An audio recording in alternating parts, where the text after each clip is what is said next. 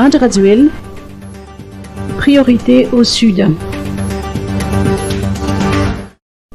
Le président Andrazuel poursuit sa tournée des régions Anjou et Anous dans le sud, dans le cadre des engagements de l'État à éradiquer la malnutrition dans cette zone frappée du kéré et de la sécheresse. Hier, au cours d'une rencontre avec la population d'Ambouvoumbe, le chef de l'État a annoncé qu'une grande partie du fonds non remboursable de 332 millions de dollars alloué par le FMI sera affectée à l'installation de pipeline qui approvisionnera le district d'Ambouvoumbe en eau potable, ainsi qu'à la réhabilitation de la RN13 qui relie Ious et Betchouk. Le président Andrazuel n'a fait savoir que la Banque centrale a été créditée de ce fonds et que les appels d'offres pour les travaux seront lancés d'ici peu. Développement régional, importance des partenariats.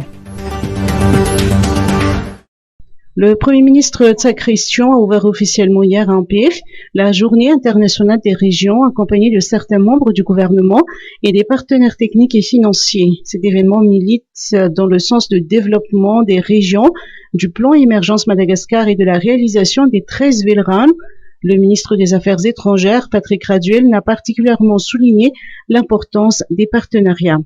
Nous avons besoin d'un certain nombre de partenariats gagnant-gagnant avec un certain nombre de pays. Nous avons des pays qui nous aident, avec qui nous avons d'excellentes relations diplomatiques, politiques, commerciales et culturelles, mais également les partenaires techniques et financiers qui nous accompagnent dans la réalisation de ces 13 Villerans qui sont, je le rappelle, des promesses qui ont été faites par le chef de l'État. Le chef de l'État ayant été élu démocratiquement, il met en œuvre son programme et nous sommes très heureux. Le ministère de l'Intérieur et de la Décentralisation, le ministère des Affaires étrangères et le gouvernorat de l'ITAS, nous sommes extrêmement heureux de participer à ce développement d'une des plus belles régions de Madagascar, l'ITAS, qui est, comme vous le savez, au cœur de notre Tanja.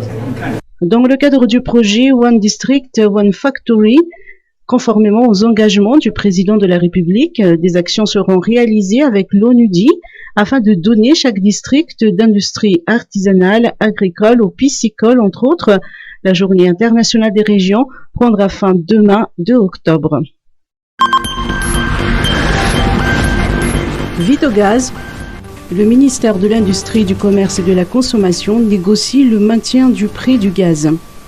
Vitogaz a annoncé hier la hausse de 16% du prix du gaz suite aux augmentations incessantes du prix de ce produit sur le marché mondial.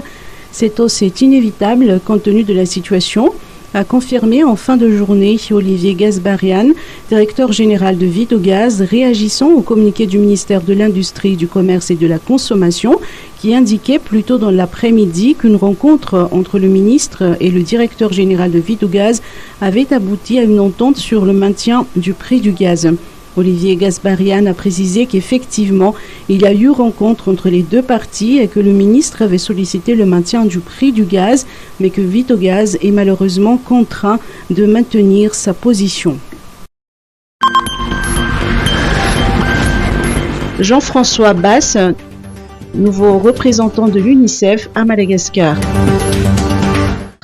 Le nouveau représentant de l'UNICEF à Madagascar, Jean-François Basse, a remis aujourd'hui ses lettres de cabinet au chef de la diplomatie malgache, Patrick Raduel, au ministère des Affaires étrangères.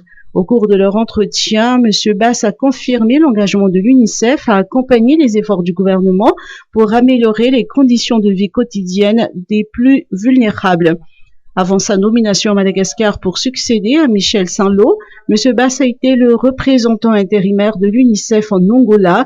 Il cumule plus de 25 années d'expérience dans le domaine de la promotion et de la protection des droits de l'enfant.